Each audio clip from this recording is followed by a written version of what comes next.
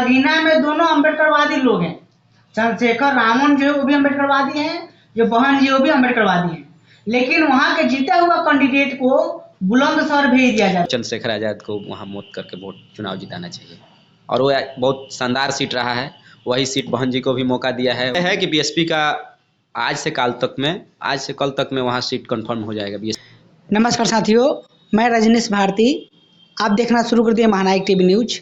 बात करने के लिए हमारे साथ में दो मेहमान हमारे साथ में जुड़े हुए हैं, जो वरिष्ठ पत्रकार भूपेश सर हैं और यहाँ पर सोशल एक्टिविस्ट अमित मेहरा जी है।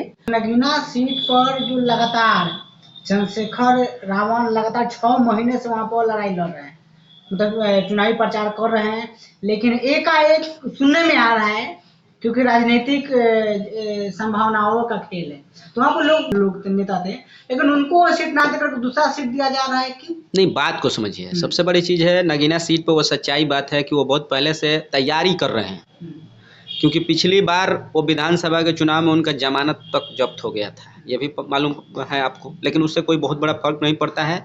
ये बड़े लेवल का नेता हैं, सामाजिक स्तर के अच्छे नेता हैं। और आप याद कीजिएगा कि जिग्नेश मेवानी जब गुजरात से जब चुनाव लड़ रहे थे और जिग्नेश मेवानी को उस समय बोले थे कांग्रेस के माने जो लोग लीडर थे, वो बताया कि चलिए आप कांग्रेस में आ जाइए, आपको कांग्रेस के टिकट पर हम लोग चुनाव लड़ा देते हैं, आप अच्छे उभरते हुए सितारा हैं। लेकिन उन्होंने कांग्रेस के साथ न जाकर अकेले चुनाव लड़ने का निर्णय लिया और कांग्रेस को भी लगा कि नहीं, ये युवा कुछ कर सकता है, इसलिए वहाँ अपना कैंडिडेट नहीं उतारे। कांग्रेस वहाँ कैंडिडेट नहीं उतारा और वहाँ पर ये विधायक बने थे।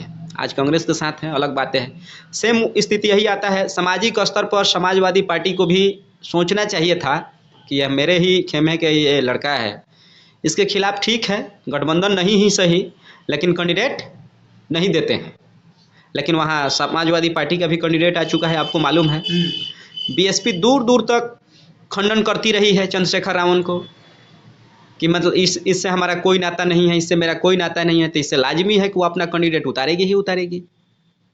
इसलिए चुनाव वहाँ काफ़ी दिलचस्प है और हम लोग चाहेंगे, देश में ग्राउंड लेवल पर काम करते हैं चंद्रशेखर रावण, इसलिए इन्हें लगातार हवा उठ रहा है कि बहुजन समाज पार्टी चंद्रशेखर रावण को हराने के लिए उनके विपक्ष में आकाश आनंद जी को वहाँ पर मतलब उतार सकती है। कैसे देख रहे हैं? मैं जितना बीएसपी को समझता हूँ उसके अनुसार तो मैं जानता हूँ कि बीएसपी अभी आकाश आनंद को कहीं से भी टिकट पर कहीं से भी उनको उतारने के तैयारी में नहीं है, कहीं से भी उतारने की तैयारी में नहीं है। सिर्फ ग्राउंड पर अभी आकाश आनंद ग्राउंड पर काम कर रहे हैं और मुझे लगता है कि अभी 5-10 साल तक अभी ग्राउंड पर ही काम करेंगे, तब जाकर भविष्य में उनको राजनीति करने का मौका मिले। अभी इस चुनाव में उनको मौका मिलने ही नहीं वाला है, इसलिए उस सीट पर दूसरा कोई का टिकट फाइनल हो रहा है।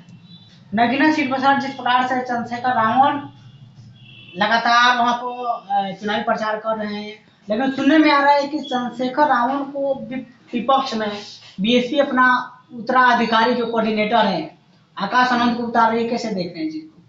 यदि विचारधारा की पटरी नहीं है तो चंद्रशेखर रावण को डिफीट करने के लिए उतार रही होंगी। सर ये बात देखिए, कहीं ना कहीं नगीना सीट से जो व्यक्ति पहले जीता था, लेकिन उसको वो सीट ना देकर बुलंदशहर वाला उसको सीट दिया जा रहा है, सीट दिया जा रहा है। लेकिन एक अगर लड़ाना है तो जो व्यक्ति वहां से जीता है उसको टिकट देकर वहां पर लड़ाना चाहिए, लेकिन दूसरा कैंडिडेट को दिया जा रहा है। तो सर ऐसा मतलब ये चीज कैसे देख रहे हैं? पार्टी की अंदरूनी बात है, वह अपना बेहतर देख रही होंगी, या चंद्रशेखर रावण किससे डिफीट खाएंगे यह देख रही होंगी, या इस कैंडिडेट को दूसरे जगह दे करके वह सीट गारंटी का दिख रहा होगा, यह भी बात है। इसमें बहुत सी बातें हो सकती हैं कि यह इस सीट को गंवाना नहीं चाहती होंगी, इसलिए भी अपने कैंडिडेट को यहाँ से हटा करके दूसरी जगह लगा रही होंगी और दूसरे कैंडिडेट को यहाँ दे रही होंगी कि जो उससे भी मजबूत हो, चंद्रशेखर रावण पराजित हो। किसी भी दृष्टिकोण से यहाँ वह चंद्रशेखर रावण को डिफीट देना चाह रही हैं, यही उनका मकसद है, और अपना कम से कम एक सीट निकाल लेना चाह रहे हैं। अंत तक वहाँ जो सीट छोड़ेगी नहीं, इसलिए नहीं छोड़ेगी कि वहीं से वो लोकसभा में पहुंची है। लोकसभा यदि चंद्रशेखर रावण हार जाते हैं तब तो उनकी जीत हो ही जाएगी ना। लोग समझने लगेंगे कि यहाँ से बहन जी ही चुनाव निकाल सकती हैं, उन्हें ही यहाँ से कैंडिडेट होना चाहिए। तो ये अपनी कैसे देख रहे हैं, क्या लगता है वहाँ पर चंद्रशेखर रावण के चुनाव इस प्रकार से रैली कर रहे हैं, वो कैसे देखते हैं, क्या लगता है सीट निकल सकता है?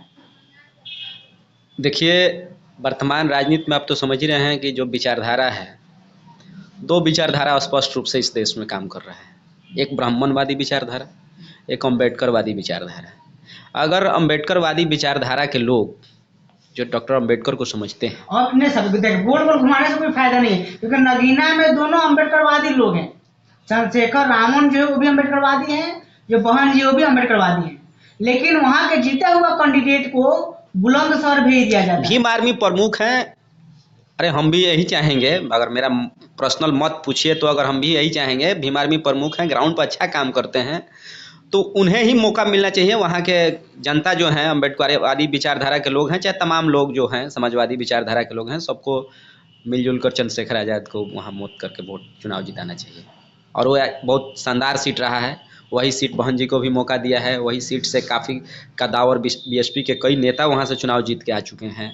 और उस सीट से चुनाव वो बहुत महत्वपूर्ण सीट है, और वो खास करके अनुसूचित जाति बहुल क्षेत्र है। वो जो क्षेत्र है सर, अनुसूचित जाति बहुल क्षेत्र है, इसलिए वहाँ काफ़ी सोच समझ के वो चंद्रशेखर जी उस सीट को चयन किए हैं। अंत तक तो बहन जी तो छोड़ेगी नहीं। ये बात तय है कि बीएसपी का आज से कल तक में वहाँ सीट कंफर्म हो जाएगा, बीएसपी का कैंडिडेट आ जाएगा। कौन आता है समय बताएगा। लोग से तमाम मुद्दे पर हम बात विचार किए, पूरा बात आप लोगों को कैसा लगा कमेंट करके अपना प्रतिक्रिया बताइए।